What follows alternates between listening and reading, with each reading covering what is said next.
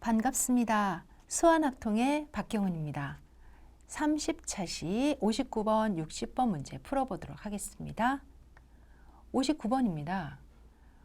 전국 학력평가에 응시한 수험생 중에서 자연계 수험생이 64명, 인문계 수험생이 9명을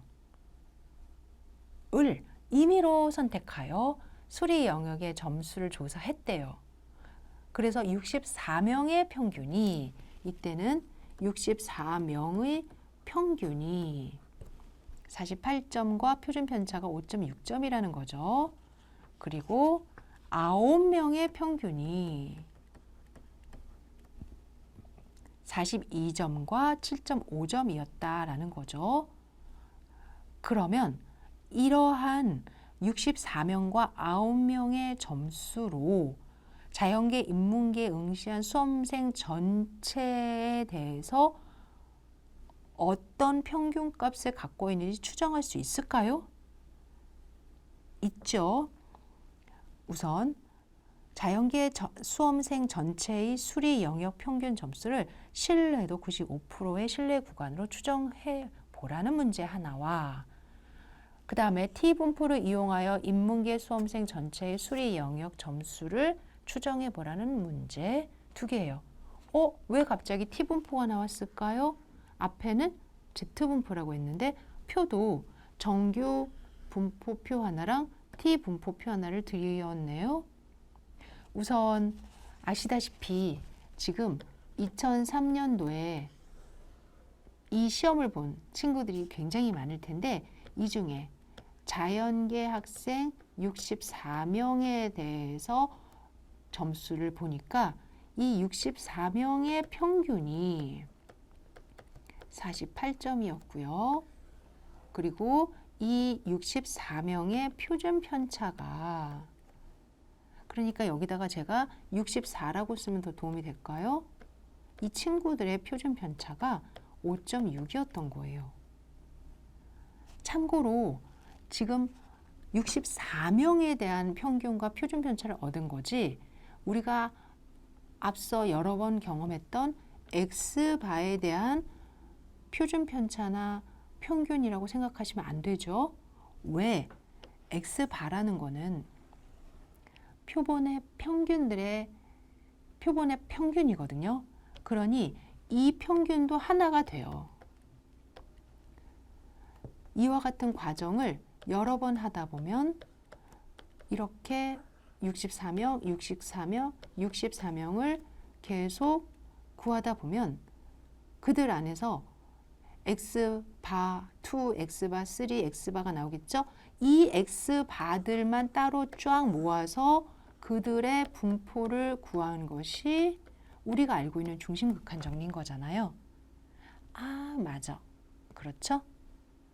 그리고 이제 물어봅니다. 뭐라고? 지금 갖고 있는 이 64명의 정보만 가지고 전체 학생들의 평균 어떻게 될지 알려주세요 라는 거예요. 여기서 자연계의 평균을 우리는 추정한다고 이야기하는데요. 64명은 n이 30보다 크지요? 그러면 그 추정할 때 X바가 정규 분포를 따른다 라고 이야기하죠. 그런데 똑같은 상황에서 이번에는 인문계 친구들을 추정하고 싶은 거예요. 그리고 인문계 친구들은 9명밖에 못 뽑았어요. 9명은 30보다 작죠. 그리고 이때의 9명에 대한 평균이 48점이고요. 그 다음에 9명에 대한 표준 편차가 5.6이었어요. 이걸로 추정을 할 때는 X바가 무엇을 따른다고 추정을 하면 돼요? 30보다 작으니까 T분포를 따르는데 또 자유도를 고려해야 되죠. 9 빼기 1, 8이라는 자유도를 따른다 라는 겁니다. 우선 자유도를 따르는 과정 안에서 그거는 이후에 내용을 볼 것이고요. 우선은 X바 앞에서 뮤의 이렇게 자연 계열 학생들의 그런 평균이 중심극한 정리에서의 n의 평균이 되는 거죠. 그 다음에 64명을 가지고 했는데 지금 추정하려고 보니까 전체 모집단의 자연 계열의 학생의 분산이 없잖아요. 그러면 우리가 갖고 있는 5.6을 이용하면 되겠죠. 그래서 64분의 5.6 이렇게. 그 다음에 또 역시 중심극한 정리에 의해서 사실 30보다 작아도 그런 과정을 여러 번 되뇌일 것이다. 9명씩만 뽑았지만 9명씩 100만 번 많이 뽑으면 역시 중심극한 정리에 의해서 9분의 5.6의 제곱을 따르게 되고요. 이때 추정을 할 때는 정규분포를 이용해서 추정하게 되고 이쪽은 t의 8 분포를 이용해서 추정하게 되는 거다라는 겁니다. 아하, 이게 표본 평균을 가지고 추정을 할 때 조심해야 되는 건 64명으로부터 얻은 그 값을 x바라고 두기보다 그것에 근거해서 x바를 다시 완성을 해야 되는구나. 오케이. 그때 필요한 게 중심 극한 정리구나. 오케이.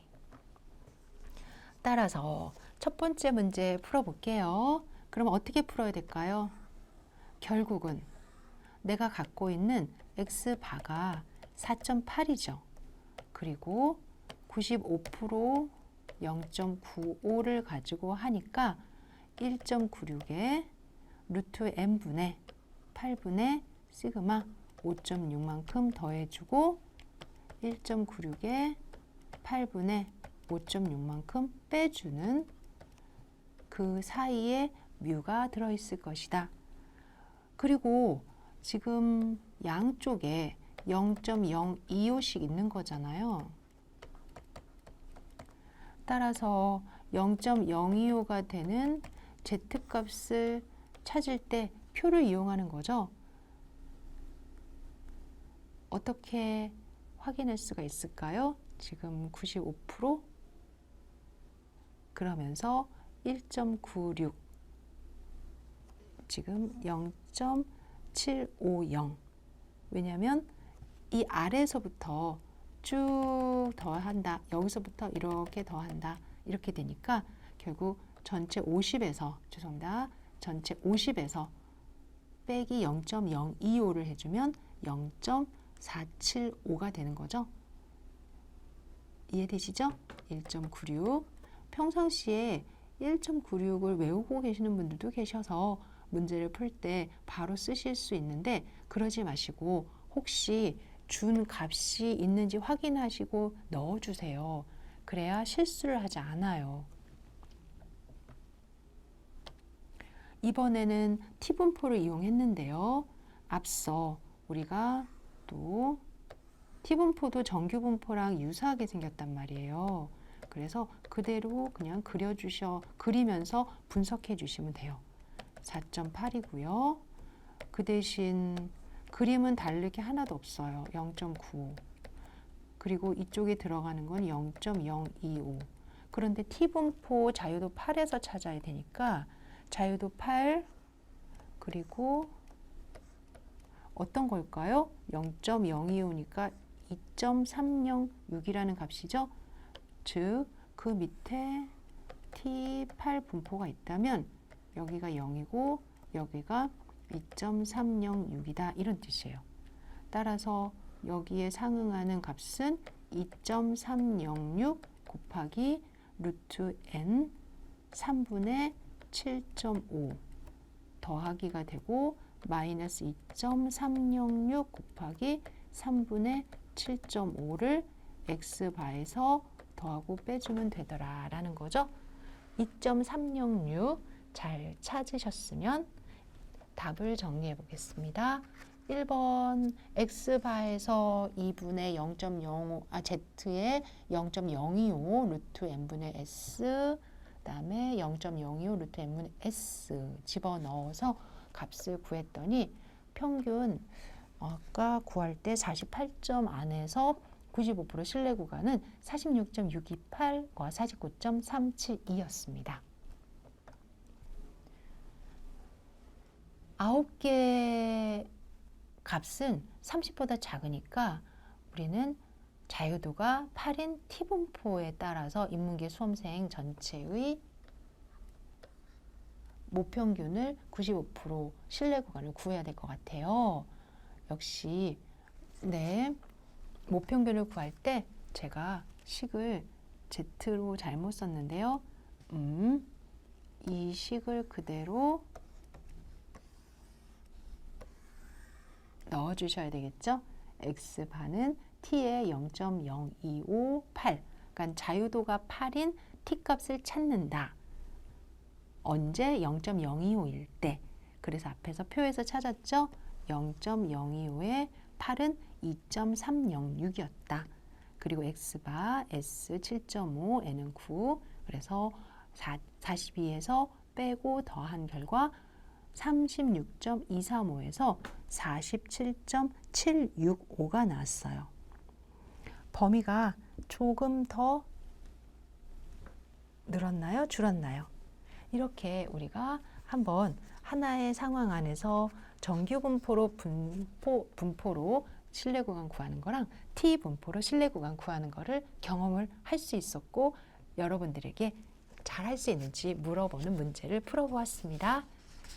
어떤 TV 프로그램의 시청률을 조사하기 위하여 임의 표본으로 N가구를 선택하려고 합니다. 과거의 경험으로 볼 때 이와 비슷한 프로그램의 시청률은 20%를 넘지 않는 것으로 알고 있대요. 여러분들 20%를 넘지 않는다라는 말은 결국은 맥시멈 20이니까 비교를 할 때 이 프로그램을 지금 제작하는 사람은 20%쯤 됐으면 좋겠어 라고 생각하고 있는 것 같지요? 맞습니다. 20%쯤 됐으면 좋겠어. 모집단 즉 전체의 입장에서 P가 0.2쯤 됐으면 좋겠어 라는 거예요. 여기에 N개의 표본을 뽑아서 그들이 현재 N개를 통해서 N개를 뽑아서 얼만큼 시청하는지 보고 싶을 때 우린 P-hat이라고 쓰거든요. 그런데 95%의 신뢰도로 표본 조사에서 얻은 표본 비율과 표본 비율이 P-hat이죠. 실제 시청률 P-hat과 P의 차가 0.05 이하가 되도록 과거의 시청률을 고려했을 때 그래도 20% 넘지 않았어가 좀 긍정적으로 해석하면 20%쯤 됐어거든요. 이렇게 20%쯤 이번에도 됐으면 좋겠어. 이렇게 여러분들이 봐주셔야 돼요. 그러면서 그 차가 0.05 이하가 되도록 20%쯤 됐으면 좋겠어.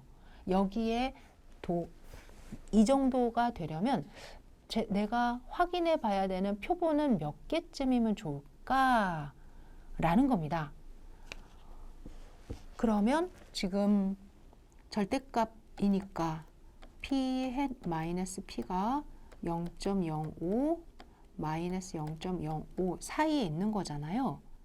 그러면 P값이 P-에서 0.05를 더하고 P-에서 0.05를 빼는 이제 이러한 지금 예측이 가능한 건데 지금 원래 P를 우리가 신뢰 구간이라고 생각하면 P를 사실 모르는 상태에서 P-hat을 알게 됐고 그 P-hat으로부터 P는 어떨까요? 하고 추정을 하는 건데 지금 추정을 하고자 몇 개를 뽑아야 되느냐라는 문제니까 준 P의 값으로 그 범위를 구해주는 게 필요할 것 같아요.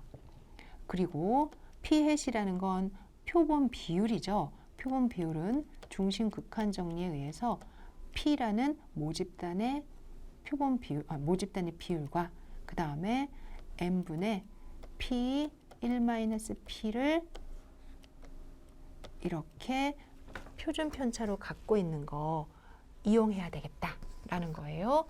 그리고 95% 지금 신뢰도를 표본으로 보호한다면 역시 x바가 아니라 p의 헷 입장에서 1.96이고요.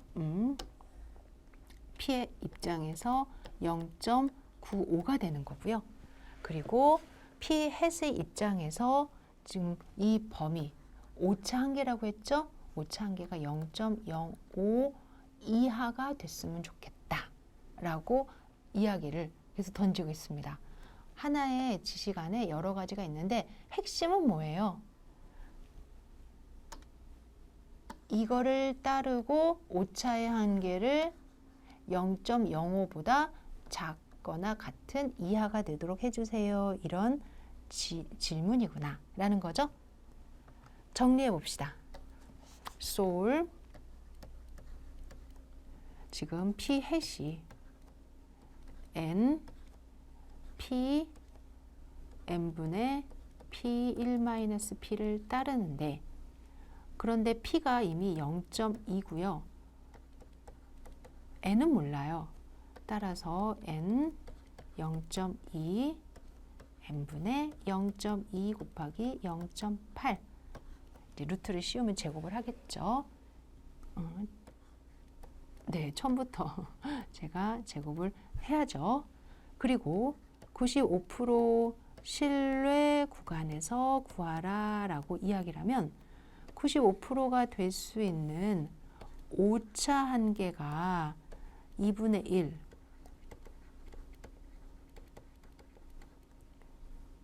보다 작거나 같았으면 좋겠다. 현재 시청률이 5% 이하가 되고 싶으니까.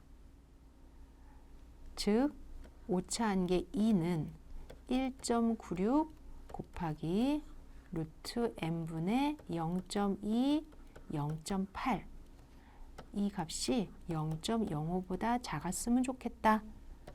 따라서 1.96 곱하기 0.2, 0.8 그리고 0.05분의 1이죠. 루트 n 양변 계산하고 제곱할게요. 그러면 245.92가 나와요. 계산 조심하셔야 될 거예요. 이게 진짜 시험에서 나왔던 문제로 본다면 계산해서 좀 차분히 야무지게 계산하셔야 될 것 같고요. 즉 246개 이상이구나 라는 거를 얻었습니다.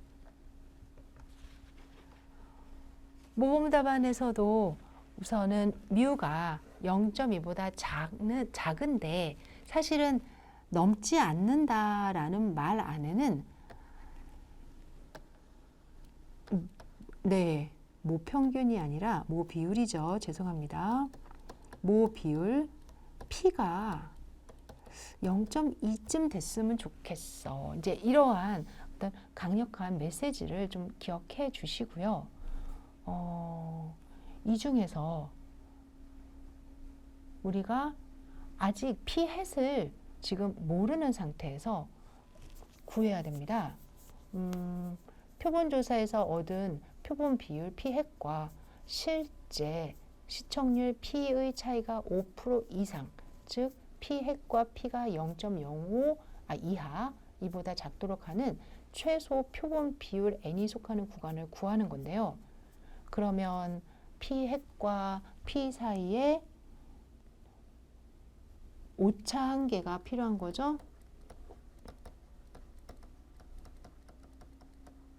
그 오차 한계가 0.05보다 작거나 같다. 지금 원래 신뢰 구간 문제에서는 내가 P를 모르는 상태에서 P 헷을 구하고 그리고 그 P 헷은 P와 n분의 P 1-P를 따르게 되는데 네, 제가 실수를 좀 한 것 같아서 여러분들 이거 지워주세요. 그리고 그 P 자리에 0.2, 그리고 Z자리에 0.025를 넣어서 1.96을 넣어서 계산을 한 결과 245.92.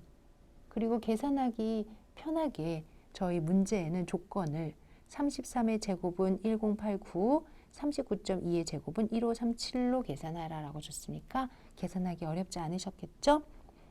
그 결과 n은 246개 정도가 최소 표본이 되어야 한다라는 걸 얻었습니다. 이렇게 여러분들과 함께 60번 문제까지 잘 완성하였습니다. 수고하셨습니다.